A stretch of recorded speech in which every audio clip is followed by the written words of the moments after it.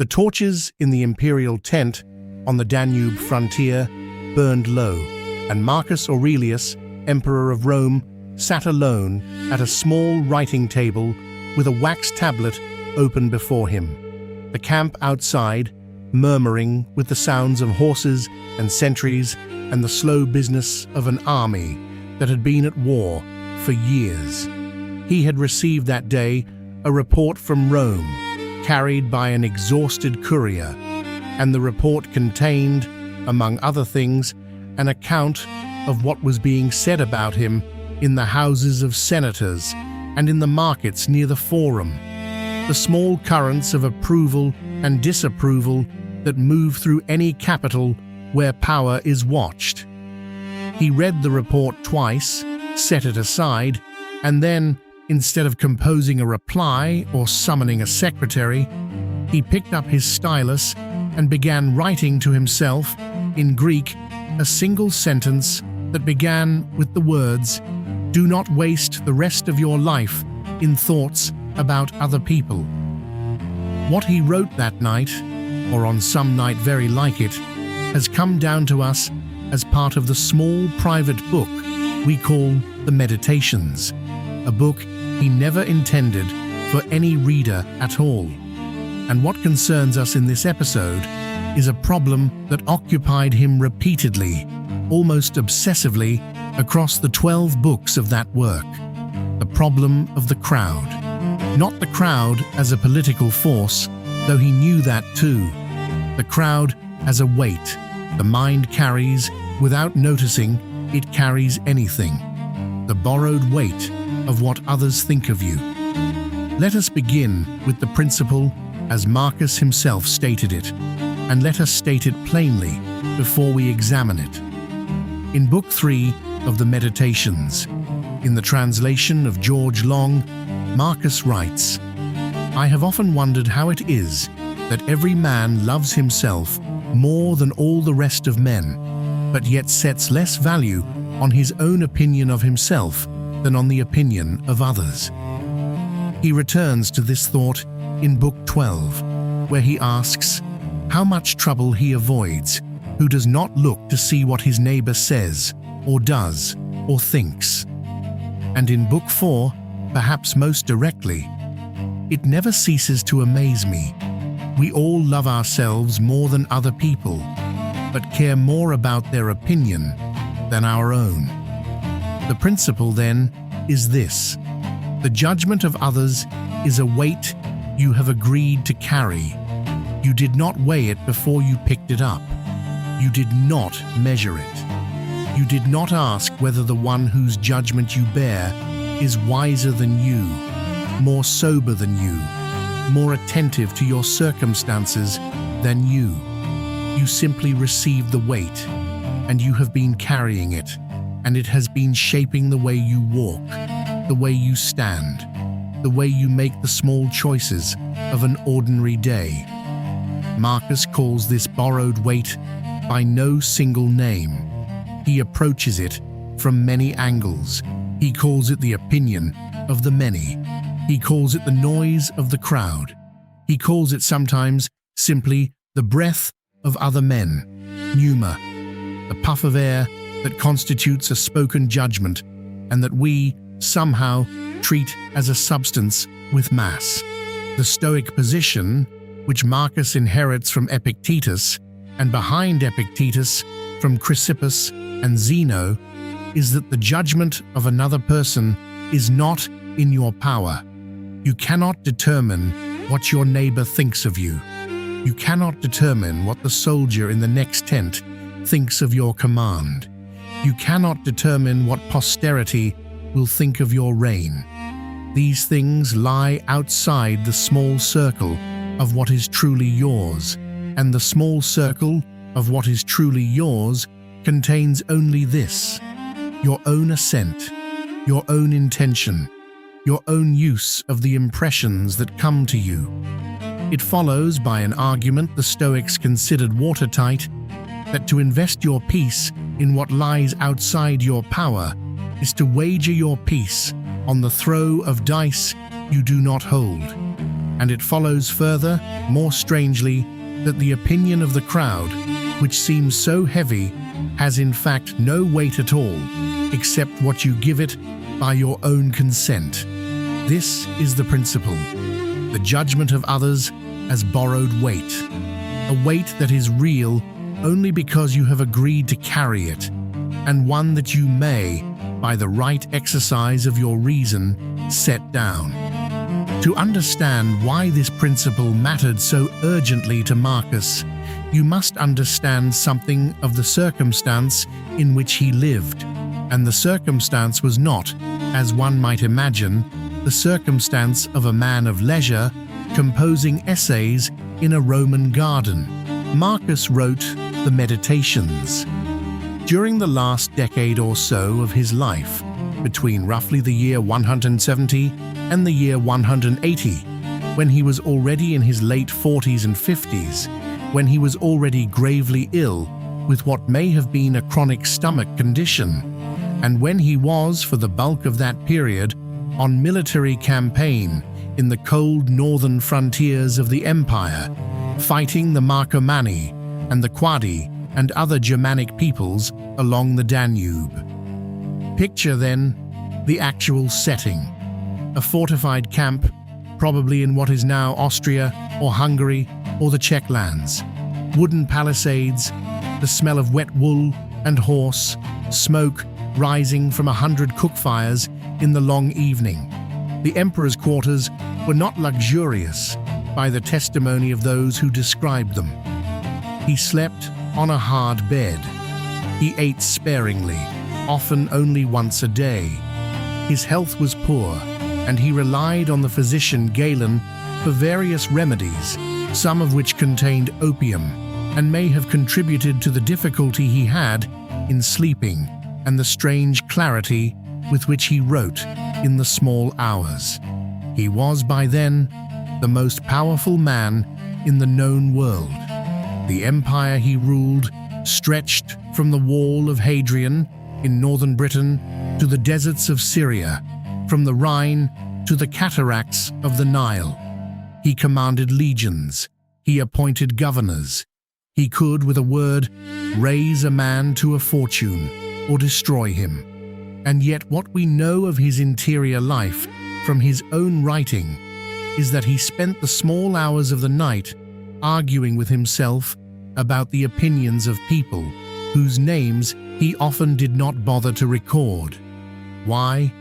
Because power does not free a man from the crowd. Power, on the contrary, places a man more deeply within the crowd than he was before. As emperor, Marcus was watched constantly. He was discussed constantly.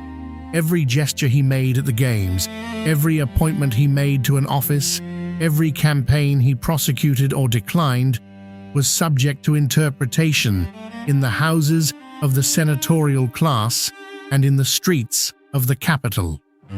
He had inherited the principate from Antoninus Pius, his adoptive father, whom he loved and revered, and whose memory was held up against him as a measure. He had a co-emperor, Lucius Verus, until Verus died in 169, and the comparison between the two of them was a constant subject of court gossip. He had a son, Commodus, whose character was, even in Marcus's lifetime, becoming a matter of anxious comment. And there was the matter of the revolt of Avidius Cassius. In the year 175, while Marcus was campaigning on the Danube, the general Avidius Cassius, governor of Syria, declared himself emperor, apparently on the basis of a false report that Marcus had died. The revolt collapsed within 3 months, when Cassius was killed by his own officers, but it revealed something to Marcus, something he had perhaps always half known. He could be replaced in the imagination of his subjects within the space of a rumor. The crowd that cheered him would, on the strength of a courier's misinformation, cheer another man wearing the purple, and would do so without scruple, and would forget him within a season if the wind blew otherwise. This is the world in which Marcus sat down to write to himself. A world in which the judgment of others was not an abstract philosophical problem, but a daily, material presence, brought to him in dispatches, in whispered reports from his secretaries, in the careful faces of the men who waited on his decisions. He could not, even had he wished to, retreat from this world. He had been raised from boyhood to inherit it, trained by tutors, by Junius Rusticus, by the philosopher Apollonius of Chalcedon, in the discipline that would allow him, when the time came, to bear it. And the Meditations are, in part, the record of his bearing it. They are not a treatise. They are not a system. They are the private notebook of a man practicing, over and over, the same handful of exercises against the same handful of pressures, of which the pressure of the crowd was perhaps the most constant. Let us look, then, at how the principle actually functioned in his daily practice, because Marcus did not merely state the principle. He worked it. He returned to it. He approached it from different angles, in different moods, and the working of it across the books of the Meditations shows us something of how a Stoic mind handles a weight it has decided to set down. The first thing one notices is that Marcus never permits himself contempt for the crowd. This is striking.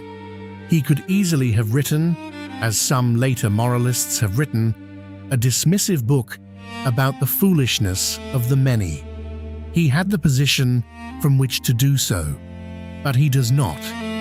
Instead, when he considers the people whose judgments oppress him, he reminds himself of what they are.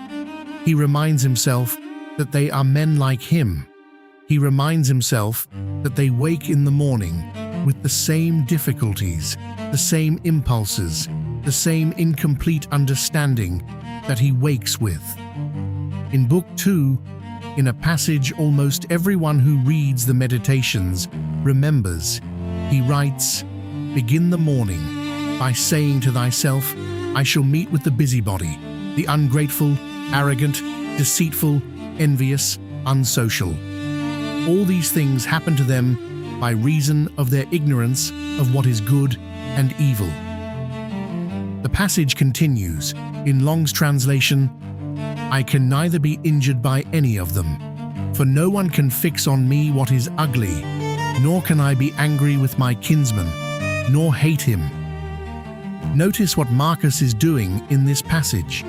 He is not steeling himself to ignore the crowd. He is not building a wall. He is doing something subtler. He is reminding himself, before he encounters the day's judgments, that those who judge him are themselves caught in the same ignorance he is occasionally caught in, and that what they think of him does not reach him, does not touch the part of him that is truly his. He cannot be injured by their opinions, because their opinions do not have the power to deform his ruling faculty unless he grants them that power. The second move he makes, repeatedly, is the move of considering the source of the judgment.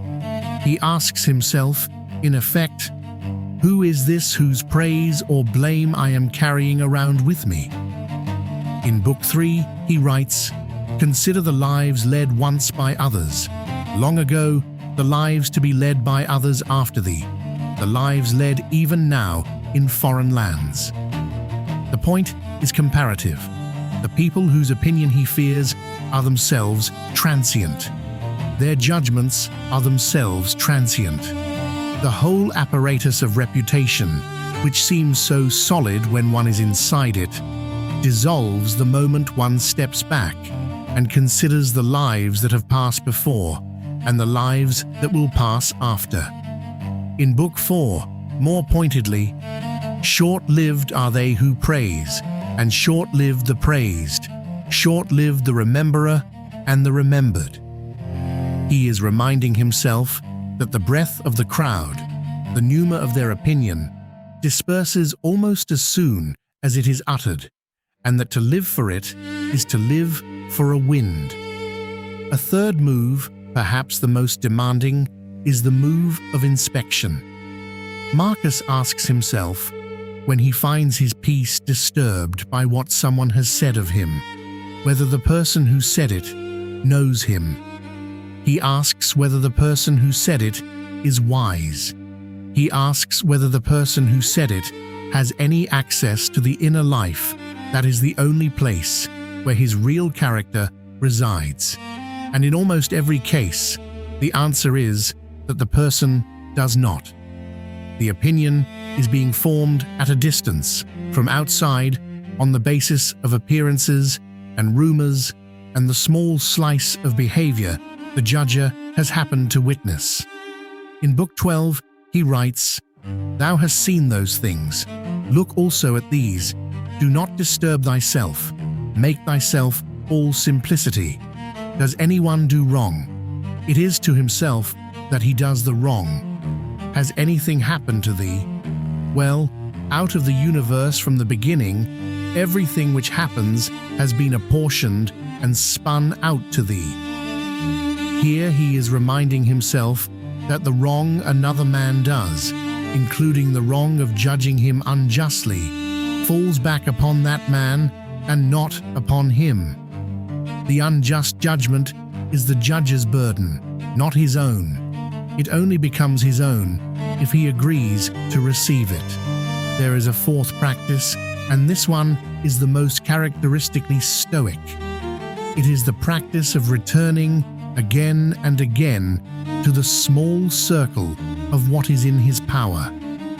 When the noise of others' opinions grows loud, Marcus does not argue with the noise. He turns his attention to what he must do today. What is the duty of the hour? Which dispatch must be answered? Which subordinate requires his judgment? What is the work that lies before him? In Book 6, he writes, "No longer talk at all about the kind of man that a good man ought to be, but be such." The instruction is to himself. The talking about being good, the worrying about whether one is seen as good, the rehearsal of one's reputation in one's own mind, all of this Marcus identifies as a substitute for the actual labor of being good, and he sets it aside repeatedly with the same patient firmness with which a man might set aside a tool he has finished using.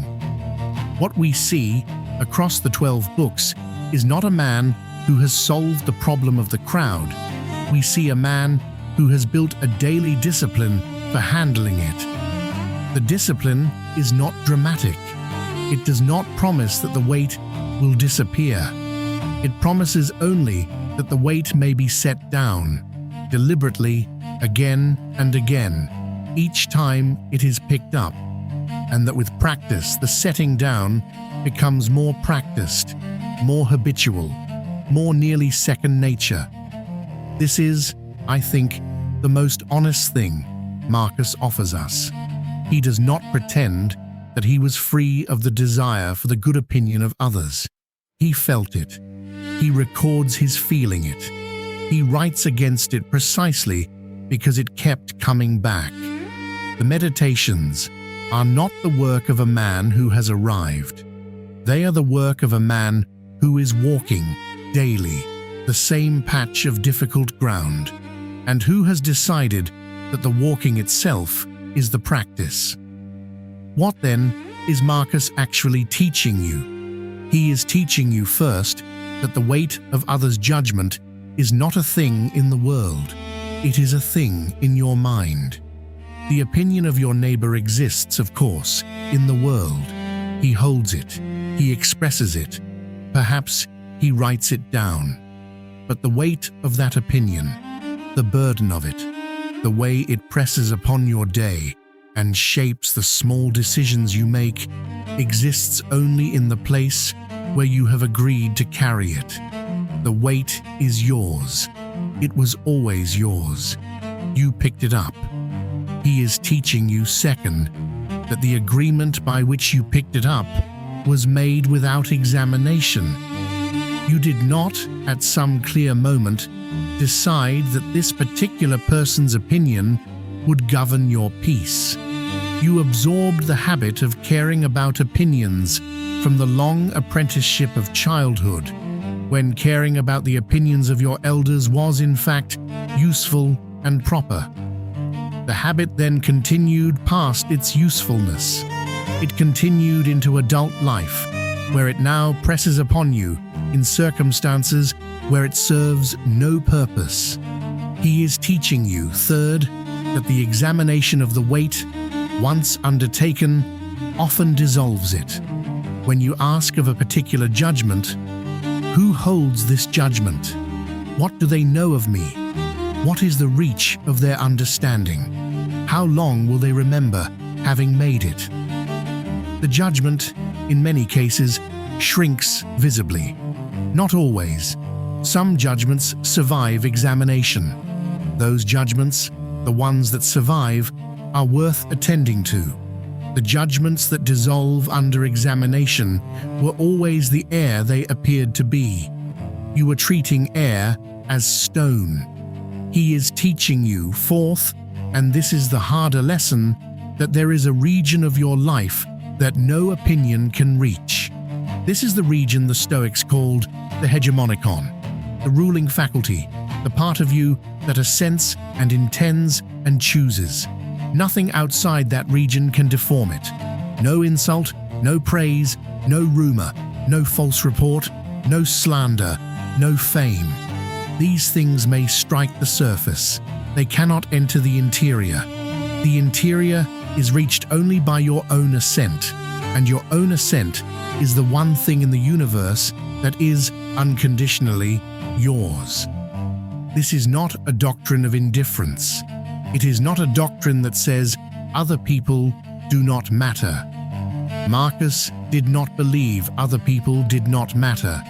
He believed, on the contrary, that he had been placed in a position of immense responsibility toward other people, and that his duty to them was the central labor of his life.